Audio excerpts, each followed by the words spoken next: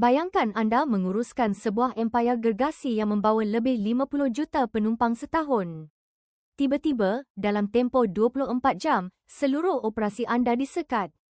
Tiada pesawat dibenarkan terbang, tiada tiket boleh dijual, tetapi setiap bulan, anda wajib membayar kos tetap sebanyak 150 juta ringgit. Ini bukan sekadar mimpi ngeri, tetapi realiti ngeri yang dihadapi oleh AirAsia pada Mac 2020. Bagaimana sebuah syarikat yang memenangi anugerah syarikat penerbangan tambang murah terbaik dunia selama 11 tahun berturut-turut hampir tersungkur ke jurang muflis dalam masa beberapa bulan sahaja? Siapa yang menyelamatkan mereka dan adakah mereka benar-benar sudah selamat? Untuk memahami betapa besarnya krisis ini, kita perlu kembali ke tahun 2001.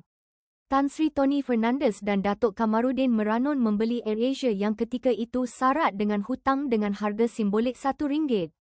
Dengan model perniagaan tambang murah yang revolusioner, mereka mengubah industri penerbangan serantau. Menjelang tahun 2019, AirAsia Group Berhad adalah gergasi yang tidak boleh dicabar. Mereka mencatatkan perolehan tahunan sebanyak RM11.86 bilion dengan nilai pasaran mencecah RM5.6 bilion. Mereka bukan sahaja terbang di Malaysia, malah membina syarikat usaha sama yang berjaya di Thailand, Indonesia dan Filipina. AirAsia adalah lambang kejayaan korporat Malaysia. Tetapi di sebalik kejayaan ini, model perniagaan penerbangan menyimpan satu kelemahan struktur yang amat sensitif terhadap kejutan luar. Apabila model ini diuji, keretakan mula kelihatan dengan sangat pantas. Apakah yang membawa AirAsia ke ambang kemusnahan? Faktor pertama adalah kejutan luaran yang ekstrem iaitu pandemik global. Pada Mac 2020, Kerajaan Malaysia melaksanakan Perintah Kawalan Pergerakan atau MCO dan menutup sempadan antarabangsa. Trafik penumpang AirAsia merosot mendadak melebihi 90% pada tahun 2020 berbanding tahun sebelum itu. Namun, ini membawa kita kepada faktor kedua yang lebih kritikal, komitmen pajakan operasi yang sangat tinggi. Berbeza dengan syarikat penerbangan tradisional yang memiliki pesawat mereka sendiri, AirAsia sangat bergantung kepada kaedah pajakan atau operating leases. Analogi mudahnya, jika anda menyewa rumah, sama ada anda tinggal di situ atau tidak, tuan rumah tetap akan menuntut sewa bulanan. Apabila pesawat tersadai di landasan, liabiliti pajakan ini yang berjumlah berbilion ringgit tetap berjalan tanpa henti. Ini mewujudkan tekanan aliran tunai yang sangat dahsyat kepada syarikat. Faktor ketiga yang sering menjadi perdebatan penganalisis kewangan adalah pelaburan agresif mereka dalam sektor digital bukan teras ketika krisis sedang memuncak. Di bawah visi membina ekosistem Super App ASEAN, AirAsia menyalurkan modal yang sangat berharga ke dalam perniagaan digital seperti platform gaya hidup, logistik melalui teleport dan perkhidmatan kewangan melalui BigPay. Walaupun strategi kepelbagaian ini bertujuan baik untuk jangka masa panjang, realitinya pada waktu itu, perniagaan digital ini masih di peringkat awal dan mencatatkan kerugian permulaan yang berterusan. Aliran tunai yang sepatutnya digunakan untuk menyelamatkan perniagaan penerbangan teras terpaksa dikongsi untuk menampung kos operasi digital ini. Ini memburukkan lagi kedudukan kecairan keseluruhan kumpulan. Kemuncak krisis ini berlaku secara berturutan. Pada Julai 2020, Juruaudit Luar Ernst & Young mengeluarkan pendapat audit tanpa kelayakan dengan penekanan terhadap ketidakpastian material yang menimbulkan keraguan besar terhadap keupayaan kumpulan untuk meneruskan kelangsungan perniagaan bagi tahun kewangan 2019.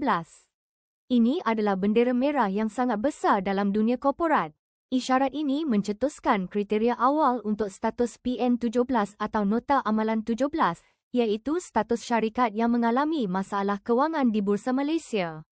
Walaupun klasifikasi rasmi ditangguhkan sementara waktu berkat pelepasan bantuan COVID-19 oleh Bursa Malaysia, keadaan terus memburuk. Pada Oktober 2020, AirAsia Japan yang pegangan sahamnya dimiliki sebanyak 33% oleh kumpulan terpaksa mengisytiharkan bankrupt dan menamatkan operasi akibat sekatan perjalanan yang terlalu ketat. Kemuncaknya, pada Januari 2022, Bursa Malaysia menolak permohonan AirAsia untuk melanjutkan tempoh pelepasan dan secara rasmi mengklasifikasikan syarikat ini sebagai pengeluar terjejas PN17. Berita ini menyebabkan harga saham mereka menjunam dengan pantas. Bagaimana AirAsia mengelakkan diri daripada terus terkubur? Mereka memerlukan suntikan dana dengan kadar segera. Langkah pertama adalah melalui penempatan peribadi atau private placement pada Mac 2021, di mana mereka menerbitkan 475.3 juta saham baharu kepada pelabur swasta dan institusi, berjaya mengumpul dana kasar sebanyak 336.46 juta ringgit. Seterusnya, pada Oktober 2021, mereka mendapat kelulusan prinsip untuk pinjaman sindiket di bawah skim jaminan prihatin dana jamin bernilai sehingga 500 juta ringgit dengan jaminan kerajaan sebanyak 80%. Puncak kepada pelan pengumpulan modal mereka berlaku pada Disember 2021 apabila syarikat berjaya menyelesaikan terbitan hak boleh tunduk sekuriti hutang Islam tidak bercagar boleh tukar tebus atau RCUIDAs bersama waran percuma yang berjaya menyuntik dana tunai kritikal sebanyak 974.50 juta ringgit daripada pemegang saham sedia ada. Wang tunai inilah yang memberi talian hayat untuk memulakan semula operasi penerbangan sebaik sahaja sempadan mula dibuka. Sebagai sebahagian daripada transformasi menyeluruh dan untuk mencerminkan kepelbagaian perniagaan mereka yang kini merangkumi sektor digital dan logistik, AirAsia Group Berhad secara rasmi menukar namanya kepada Capital A Berhad pada Januari 2022. Setakat tahun 2024, Capital A masih berada di bawah status PN17 tetapi sedang giat melaksanakan pelan penyusunan semula yang komprehensif. Strategi utama mereka adalah untuk menjual dan mengasingkan keseluruhan perniagaan penerbangan teras seperti AirAsia Malaysia dan Thai AirAsia kepada syarikat sekutunya, AirAsia X Berhad.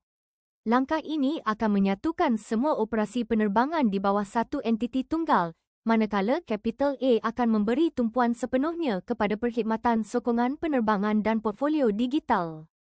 Walaupun syarikat ini berjaya bertahan, harga saham mereka hari ini masih berada di paras sekitar 83.3% lebih rendah berbanding nilai kemuncak sejarah mereka sebelum ini.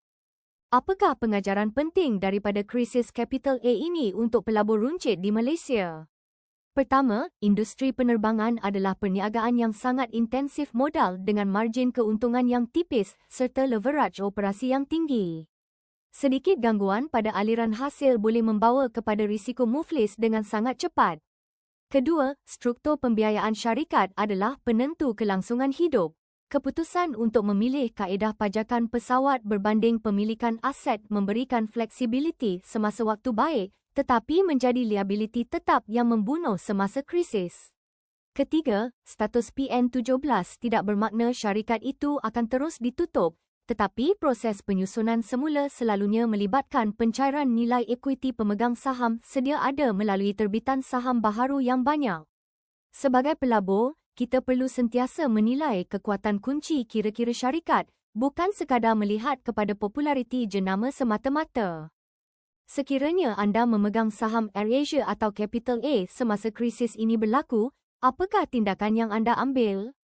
Adakah anda percaya pelan penyusunan semula bersama AirAsia X mampu mengembalikan kegemilangan empayar ini? Tuliskan pandangan anda di ruangan komen di bawah. Jangan lupa untuk tekan butang subscribe dan aktifkan loceng notifikasi untuk lebih banyak analisis kes perniagaan eksklusif daripada Wang Kuasa. Sehingga kita berjumpa lagi dalam episod seterusnya.